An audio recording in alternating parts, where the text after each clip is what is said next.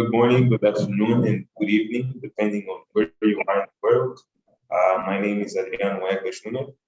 I work as a permits and consents coordinator for the ENERGIZED in Mozambique under the Coral LNG project. And we're here today to have yet another session organized by Mozambique Women of Energy. And if you're not familiar with this organization, MWE is an organization that seeks to aid Mozambique's sustainable development through the energy industry by fueling inclusion of less represented groups, gender equality, thus ultimately leading to a better, reliable energy access. But it isn't limited to these scopes. It also focuses on aiding to create clear policies and regulatory frameworks to sustain this growth. One of the things that this organization also understands is the need for the right people in the right places in order to help developing countries such as ours and the people that are there to improve and have a positive impact on the communities on where they live. Today, we will have two people speak to us. One, Gurpreet, representing our strategic partner, DMG, which is responsible to organize the Mozambique Gas Summit. I believe the last that they had was the 7th edition. They've been here in the country for many, many years now, and they are looking to have this partnership with MWE in order to be able to achieve and impact the lives of many more of Mozambican youth. Then we'll have Erika, a production engineer with multiple years of experience in the energy sector, having been past many of the positions across the energy value chain. And she'll give us a presentation regarding LNG transportation following last week's session of LNG production. So without further ado, I'll give the word and the stage to Gurpreet, who will make a presentation for us. Thank you very much, Adriano. Hi, everybody. I'm Gurpreet, as Adriano mentioned. I'm the head of content at DMG Events, part of the Mozambique Gas Summit. And I'm just here very briefly to talk to you about a new collaboration that we're super excited about. We're working with ENERGIZED SAGA, with MWE, and hopefully it will present some opportunities for you in the lead up to this event and also future events. Just by way of a bit of background, hopefully everyone can see my screen. The Gas Summit has been taking place, as Adriano mentioned, for 7 years now. It's run in partnership with ENH, our partner, and it's grown into becoming one of, I guess, the largest and most important events that takes place in Mozambique, but also Southern Africa. It's a vehicle for the dissemination of messages from government, from operators. The last live edition we had was in 2019, and it was opened by His Excellency President Nyusi. Last year, unfortunately, due to the pandemic, we were unable to run live, but we ran a virtual event with some really good content. And that content is actually something that we're going to make available to all of the ENERGIZED SAGA participants. We're just working out the logistics, but keep your eyes peeled and keep involved with the communications, because all of that content is going to be made available. I think you'll see from the screen, we are pivoting, making way for the event this year in September.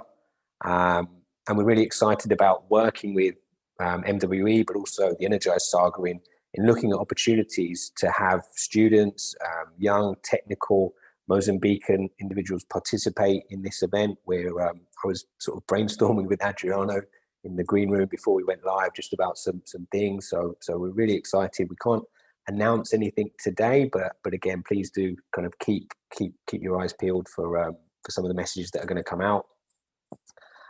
Interestingly, the theme of the event this year is developing partnerships between international stakeholders and SMEs to attain sustainable growth.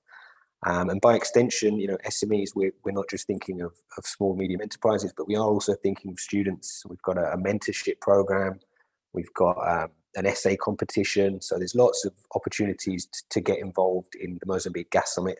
And these will all be made sort of public and promoted to you in the coming weeks. So please do, keep your eyes peeled and keep opening the communications you get from the Energized team.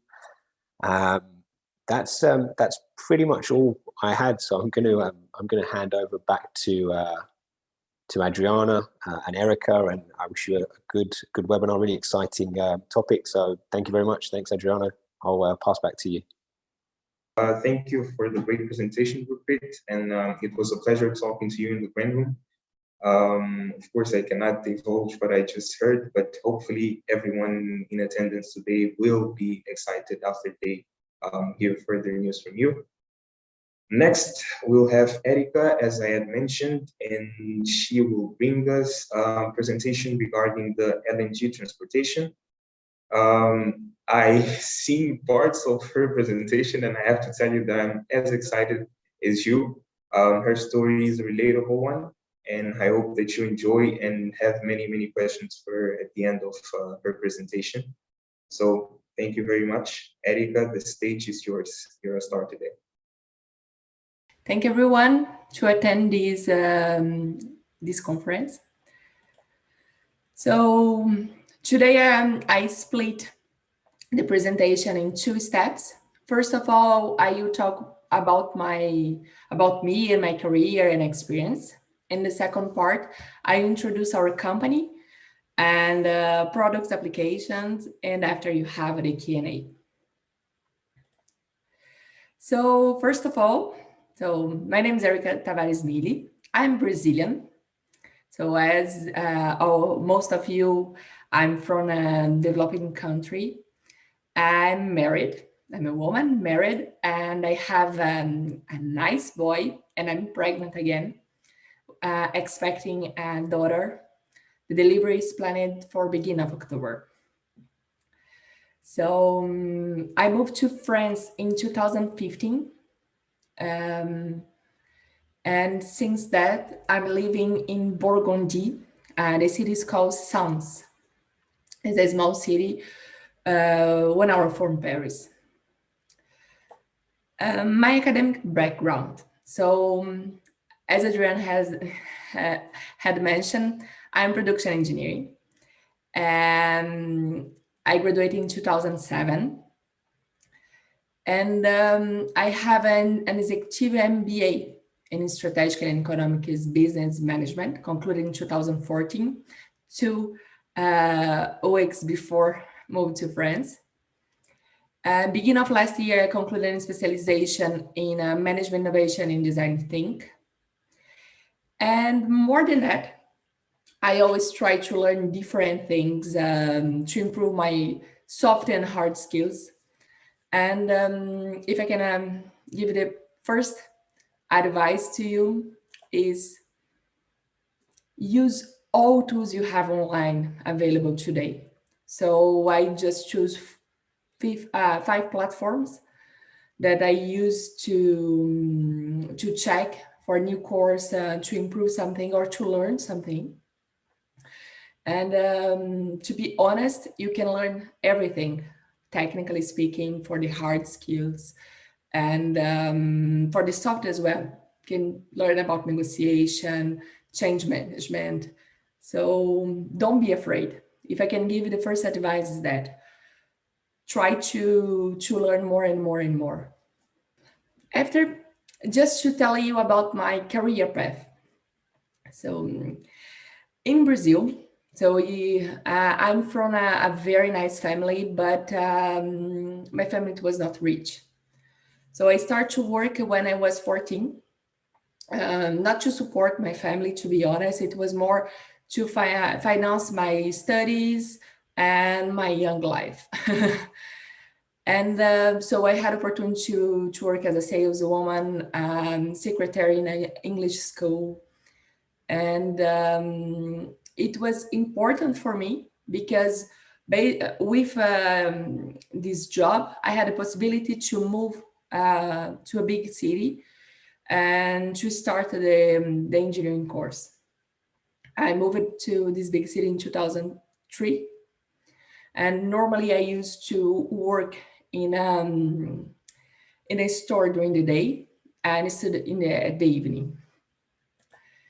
In 2005, I start my engineering career, I can say, in an automotive company. So I was a quality intern, and I learned a lot about customer management, audits, work under pressure, and about this new environment that you have, new lean manufacturing.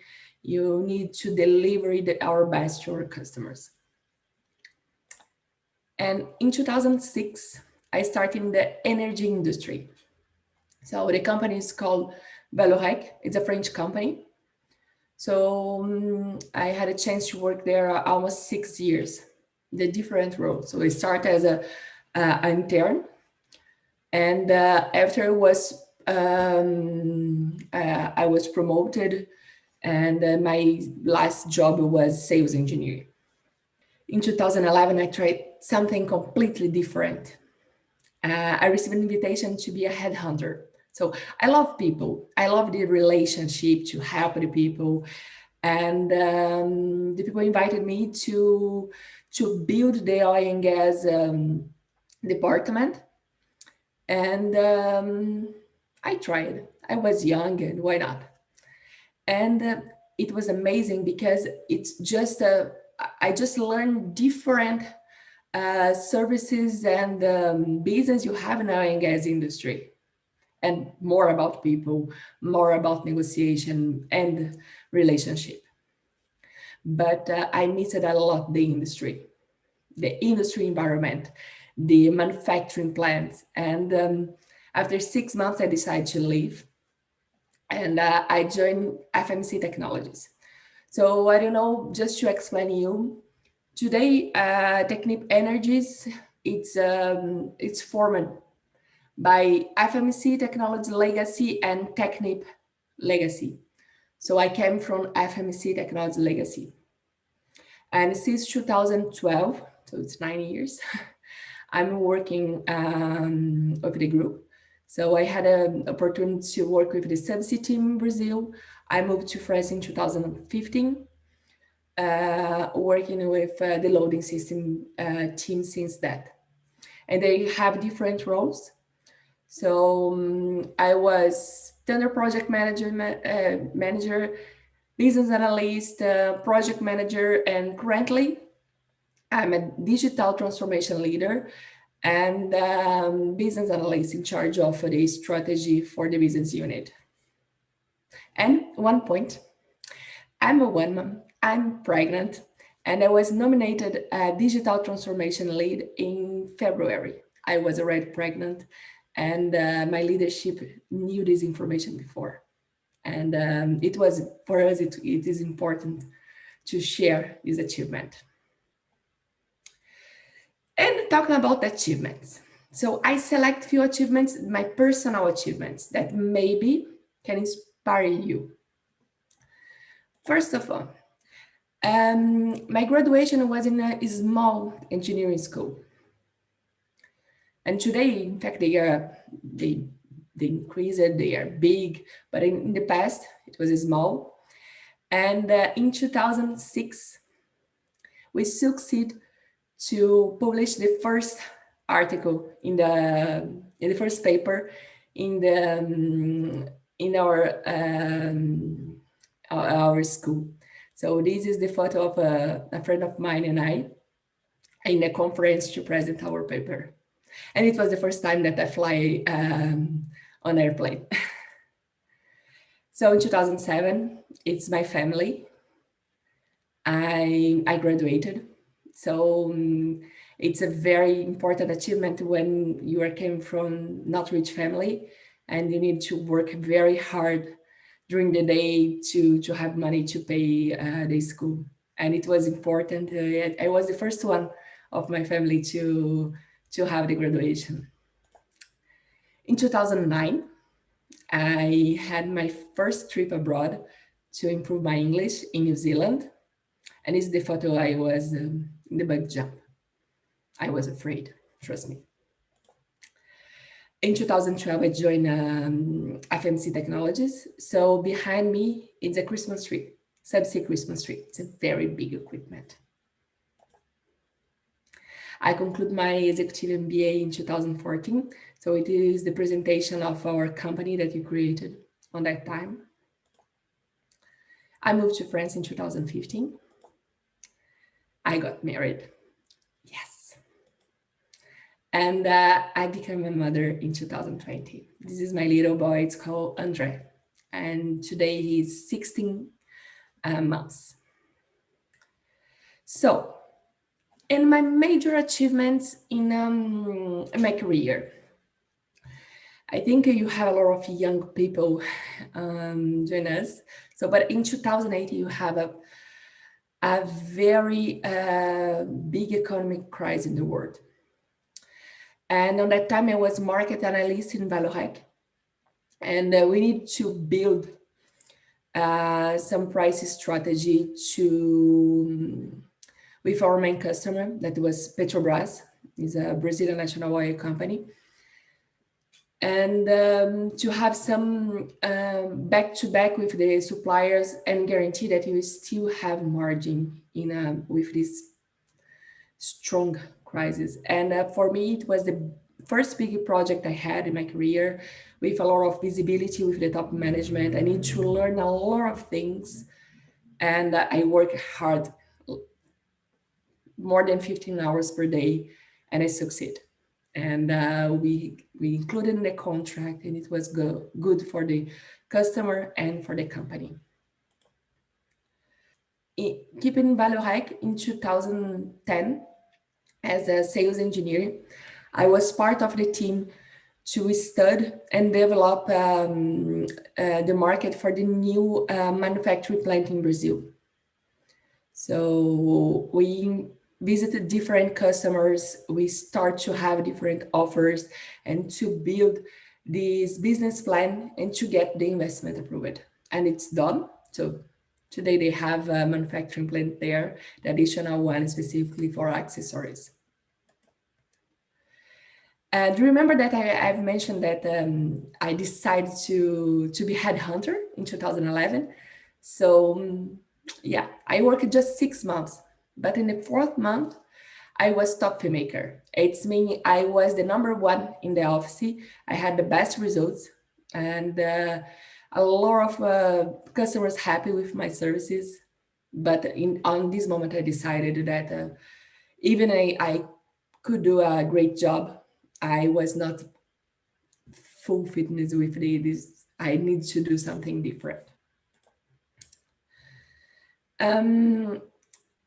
When I moved to subsea, we need to have a specific R&D project, and I work with the innovation program to develop the product for the customer.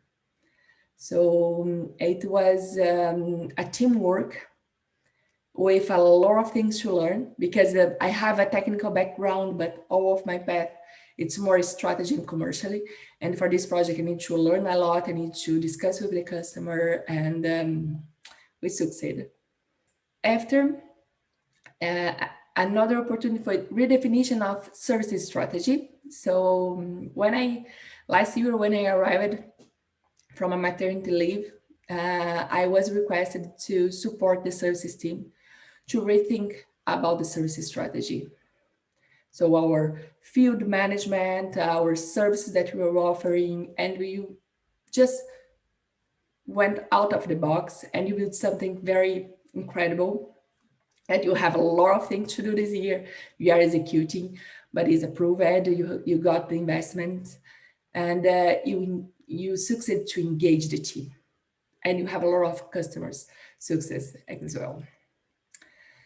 And the previous years, I have one recognition program about my job, and one award that I built a CRM. It's called Salesforce. So let's stop to talk about me. And I would like to introduce our company. So Technip Energies. So as I have mentioned before, Technip Energies, it's a new company with more than 60 years experience.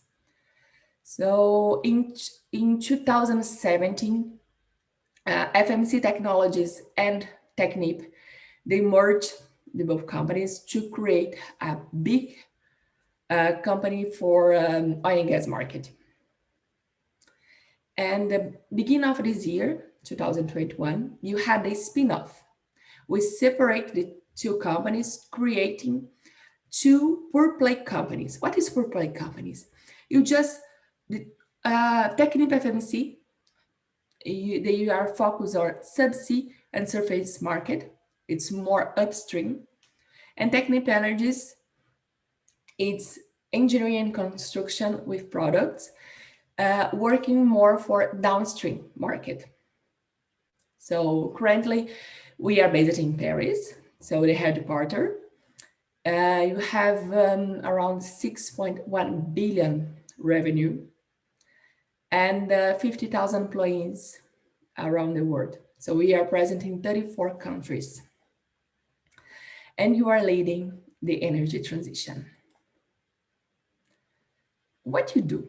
So it's a great insight into our business and an overview how we intend to manage and report the business going forward.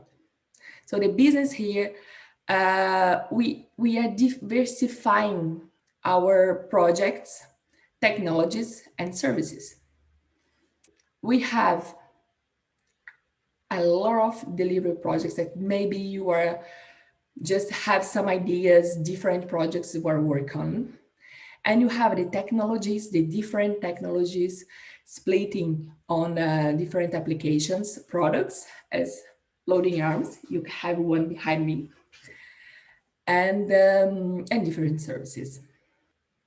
So as I have mentioned, we are present in 34 countries worldwide, and you have around 50,000 strong employees on these countries. So in Europe, you have the main location are in Paris and Rome, but you have the manufacturing plant of loading systems in Sens. You have as well the cybernetic in Marseille, and you have different activities in different countries. And you have as well, of course, in Mozambique. So when you're talking about the energy transition, it's just, so I include this slide just to give you this visibility. So you have, you expect, it's not my forecast, but the market expects to change the primary energy by 2050 to reduce carbon emissions and to have a different source. So you reduce oil and coal, so it's already ongoing, and it's increasing more and more the natural gas applications, renewable, biomass, and nuclear. And Technip Energies is an important player to support all of this transition. So here you have the four main pillars that is supporting our strategy. The first, it's LNG and low carbon. LNG we are the main player on this market, and it's a very important point for the energy transition. You have the sustainable chemistry, decarbonization, so including, for example, the carbon capture, and the carbon-free energy solutions. So the green hydrogen, offshore wind, nuclear, solar, and different kinds of renewable. And what we are loading system inside of all of this structure. So we are manufacturing loading systems to support all of these business. Here you have also more than 60 years experience. You already delivered more than 50,000 loading arms for different projects around the world. You have a different technology as well. You have 49 field patents. And here we are around 300 employees. So here you can see our manufacturing plant and our team. It's part of our team, in fact. Today we're in Sons. We have our manufacturing plant. Part of our sales people are based here, as well the services people and our R&D. But we have also different offices around the globe. So Houston, Abu Dhabi, Mumbai, Seoul, Shanghai, Kuala Lumpur, Singapore. And also our services guys and sales managers, they can travel around the world to meet our customers' needs, support for the new projects, for the operations, and keep the customer success. I'm talking about loading arms every time, but where can we install these? So I include a few slides to explain more about our product. And this is part of the transportation on LNG. So here, for example, you have a different kinds of loading arms. So you have ship to ship on different products. You have the terminals connected, and could be LNG, is the liquefied natural gas, or could be HPNG, that's high pressure natural gas. And you have as well the application for petrochemicals, connecting the ship. And you have the small loading arms that it's for the trail and rail cars. So to give you more detail about that, I included a video that I think it will be easier to you to understand the full process.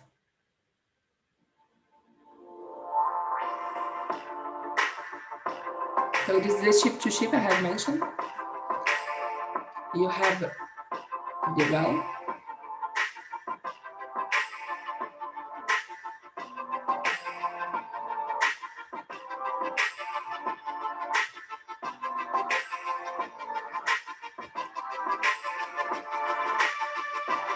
So the liquefaction can be on float or in a terminal.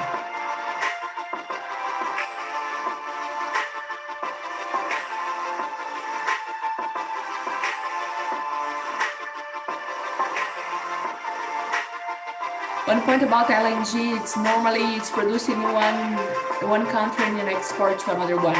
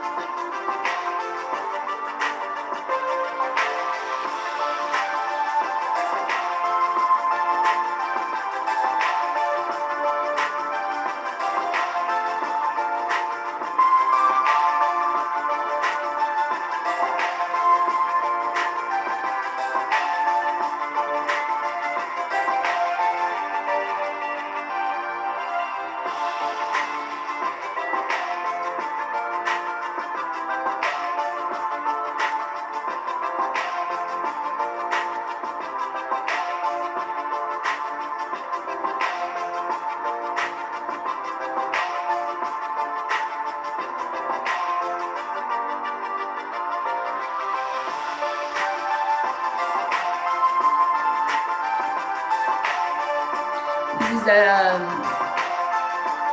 a small loading arms I mentioned before that you can connect in the trains and trucks.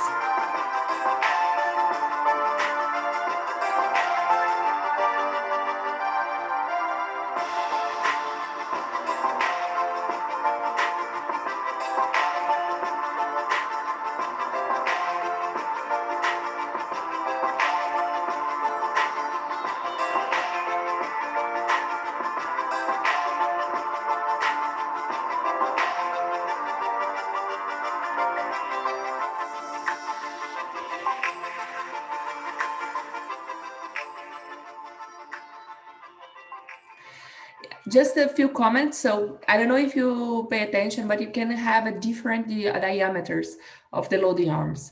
So we can design to be adapted of the ship manifold. So bigger you have the ship, So normally you have the bigger loading arms, and for the small scale ship, you have the small scale loading arm as well. And it's impacting, of course, the flow rate. And which the workforce you have of our industry. So to operate all of these loading arms, you have normally the technical operators, engineers, or technical guys with a great technical background and an experience. So normally mechanical, hydraulic, control system, and electrical. Sorry. What is marine loading arm? So here you have the inboard arm. It's quite a particular equipment, all right? You have the three main items. So the first is the base riser, it's here, which support the equipment and connect the product line and on the offshore piping network. You have the loading arm composed of inbound and outboard arm that connect to this base riser through the isling structure so we can move. And the arm is balanced thanks to the counterweight placed in the back. So you have this counterweight. Finally, you have a triple assembly, make the link to the ship eventually composed with the emergency system and the coupling for connection to the ship manifold. So you can have the manual or hydraulic or electric control. And you have as well 6 swivel joints along 6 degrees of movements. So, and you have here the pantograph cable that's allow the movement of the arms. Here you have some control system typical architecture. So, and you can control using the remote control. So on this control system arrangement, you have hydraulic power unit and a local control panel located on the jet that it's giving this power control for the loading arms, and a PLC cabinet located in the general and the control room. So all of these are tested and it's in a security zone on the terminal. This device can provide a full control of the arms and automatic detection of the position on the arm and the couple for the safety and best operation of our customers. We do also services here.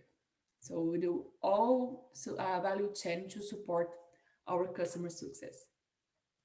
So our field service team will support customer for the installation, commissioning, routine maintenance, preventive maintenance, and you have different kinds of master agreements to facilitate all of these calls. We also provide a training, on-site training, on our plant training, and remotely training. We have a huge game of spare parts and the maintenance overall. It's mainly the customer can do the repair and revamp for our customer to give more and more life for loading arms. To give you an idea, normally loading arms can be operated for around 25 years, but you have different customers with loading arm installed for more than 40 years.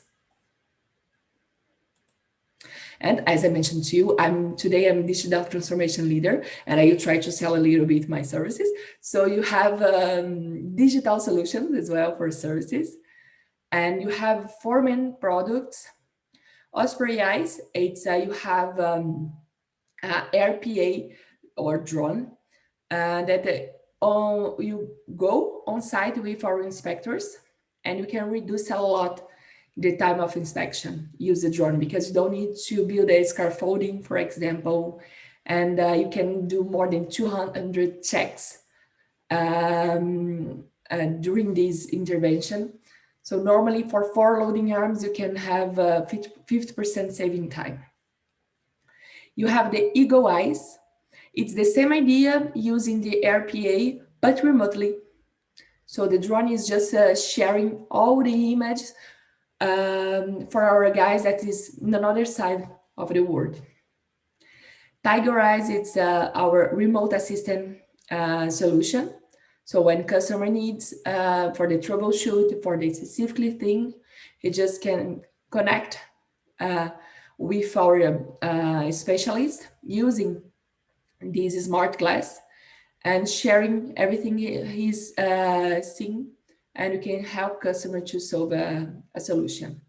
And skill-wise, that's the training in remote, using the live online training or interactive sections like you have today, or virtual reality tools.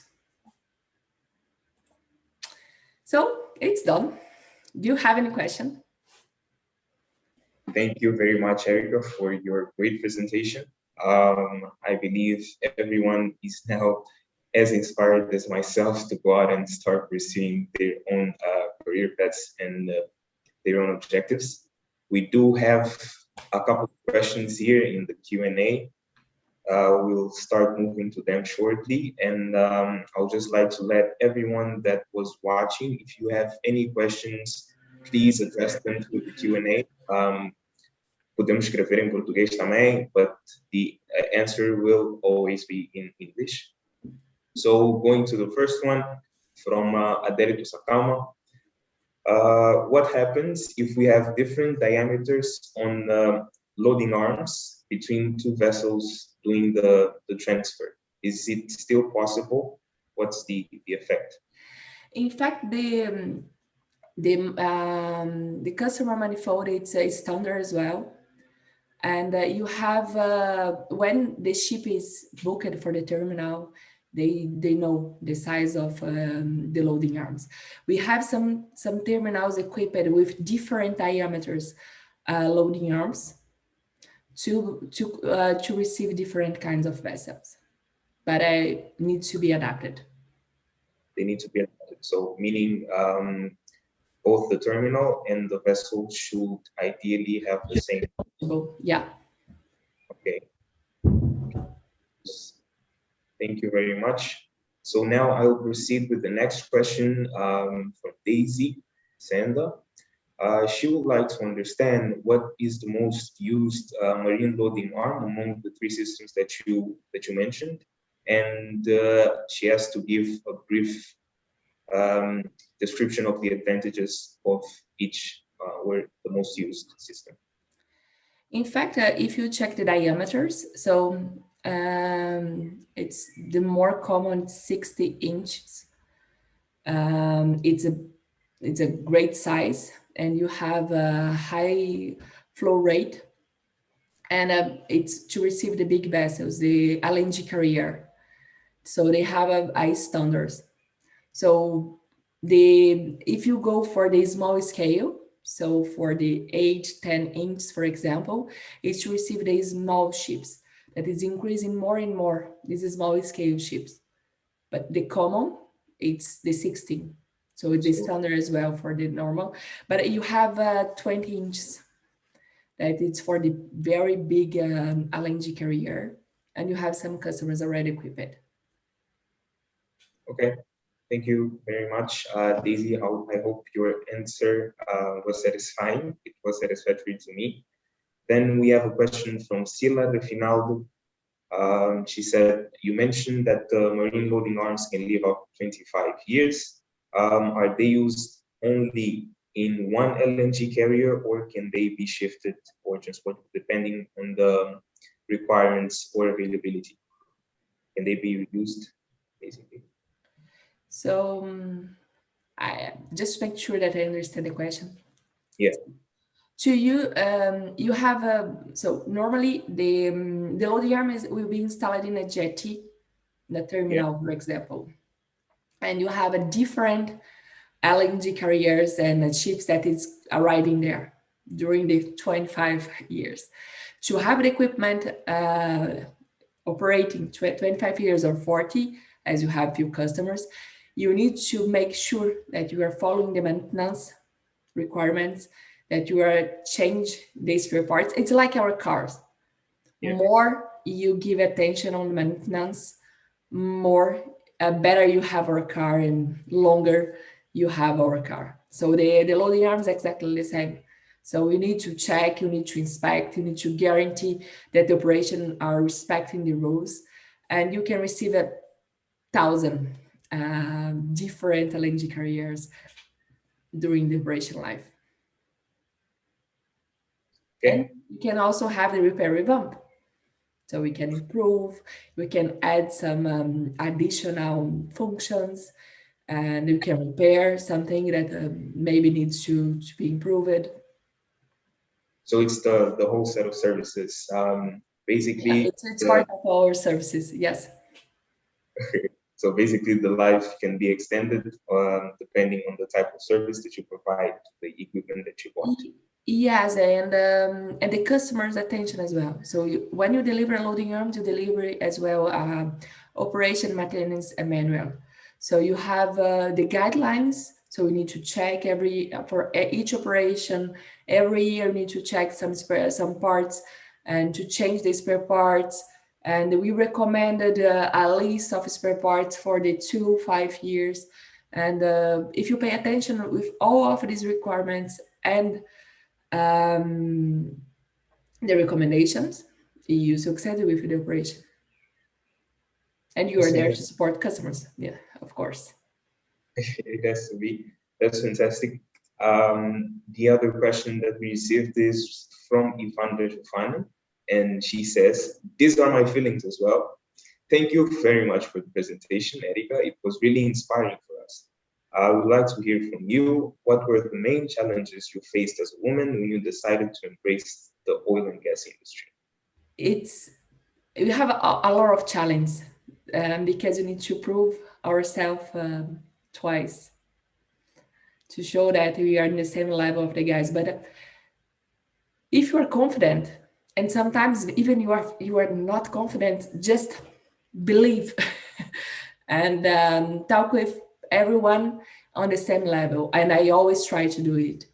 So I'm very tall, so for me it's the level was not a problem, but I always try to show that I was not afraid. I didn't have problem to go in operation. I didn't have problem to discuss with the guys. Of course, for few customers, I need to prove, depends of the culture, you need to prove yourself 3-4 times more. But believe in yourself and put you in the same level of them, and sometimes even more, to show that you are there to support and you have the knowledge to do it. That's fantastic. Respect your limits as well. It's important. And we are not Wonder Woman. You try every single day. I think that's fantastic advice, and all the women that are here who will be heeding to that. The next question that we have is from Talumba Katawala. Hi, Erika. For clarity, what is the duration of manufacturing of the loading arms? Currently situation, you mean? Duration of manufacturing the loading duration. Could be between 6 months for the fast track, if you already have the main components on stock, or longer if you need to develop. Could be between 6 months to 1 year and a half, we can say, considering the design and manufacturing. Okay, so the 6 months to a year considers getting a year and a half. A year and a half. Okay, Yeah. so all the specs from the client. Yeah, because you have the specs, you need to consider the stock, the design. So if it's very customized design, you need to work on that. You need to approve. You need to qualify. So it's a quite long process. So for very specific, it could be even longer. But in average, between 6 to 1 year and a half. 6 to 1 year and a half. Okay. So I have a question myself. I will go. I don't think it's that difficult. It's regarding your personal experiences. During all the time that you've been working, I'm sure that you faced some very, very, say, bad but building moments. So I would say that those were learning experiences, maybe expensive ones sometimes. So, so could you please give us an insight into roughly what happened at the time? How did you do to recover yourself? How did you manage to keep yourself in the best mental shape possible to be able to tackle all the issues that came to you? As a project manager, I faced project manager always face different kind of challenges, and I have a specifically challenge that it was a new solution for the new customer operation as well, and we took together the risk, so our company and the customers, and we developed a product without concluded the full specification because the customer didn't have all specification. And we spent a lot of time and money to succeed in the operation of this customer. So it was a lot of pressure, a lot of investment, time and money, hard work from our team. So Saturday, Sunday, holidays, evening, because it was a different time zone. And we need to have a solution quickly and a great solution. And it was some different disciplines that I didn't have experience or knowledge. So I need to study to, even I have the specialists to understand.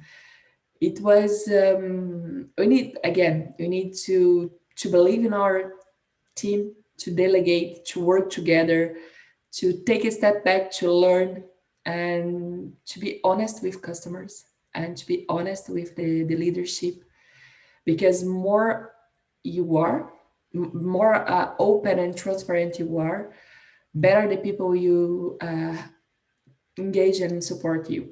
And for me, it was the key. So it was hard. To be honest, it was very hard.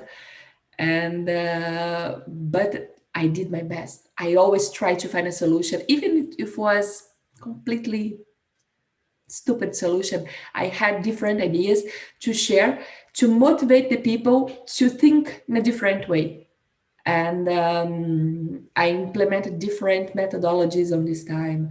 I structured daily meetings, daily report to customers, call to top management in our company and the customers to report the evolution and to success together. So for the mental health, believe in your core works, be transparent, and do your best. Thank you very much. Those were inspiring words. I asked that because it's a slump that most people find themselves in, and sometimes we don't know how to react the best way possible. And perhaps hearing from someone who has had vast experiences, such as yourself, on how to deal with these adversities would be helpful to everyone here. We'll move on. Yes, please. And then we move into it. Yeah. Another point that I think is important: don't try to find an excuse when you have a problem. Trying to find a solution. So we'll now move on to the next question. Hi, Erika. Thank you for the inspiring presentation. Would you please re-explain the differences between the diameters of the loading arms? So, just to give you an overview. So you have the standard one, most common, it's 16 inches. That it's a standard connector in a customer manifold. And it's a big 16 like that. And you have the great flow rate. But you can have bigger, for the bigger ships. It's around 20 inches. And you have the small scale ships. So we can have 10 inches for the small manifold. So you have the small ship, small manifold, and small flow rate. For the regasification, for example, the standard is 12 inches. So, and it's the standard in the market. Okay. Thank you very much. And I think you also mentioned that some of them have 20 inches, which are the biggest ones, but Yeah. Those aren't exactly common, right? Exactly. And you have the very small ones. It's for the truck loading arms, for example. You can have 3-4 inches that are it's very small, that's deconnected in the truck. Yes, I think truck, maybe the rail cars as well. But those are and they don't have the coupling, if I recall correctly, right? You can have the emergency, but it can also be just manual, simple ones. And can the operator connect here and turn on, and very simple one, or can have more for LNG. You used to have emergency disconnection to give more security for the operation. The operations, okay. Thank you very much. That was the last question that we had in today's session. So thank you very much for everyone that attended. Thank you, Erika, for your great presentation. If you guys would like to, if you guys really like to look into the past sessions for the ones that are joining for the first time, those will be up, I believe, on MWE's YouTube channel. So you have the opportunity to follow up all the episodes up until today. And please be on the lookout for the next episodes as well. Just to close out, Erika, if you could talk to your best self, would you please give us some advices that will also be helpful to everyone that's attending the session today? So, yeah. The best advice, never stop to learn. So if you like some subject I explained you today, so you can check on our website to learn more about the Technip Energies, about our products, about our services. If you like some specifically subjects, technical one, search, do some course, discuss with the others. So connect with me if you have some questions, if I can help you, it'll be a pleasure. So, but try to learn more and more and more, and don't be afraid. Thank you very much. So you heard the wise words from Erika. Erika, thank you for your inspiring words. I hope you have a great day. This was a great session. Thank you for your presentation. See you guys next time. Bye.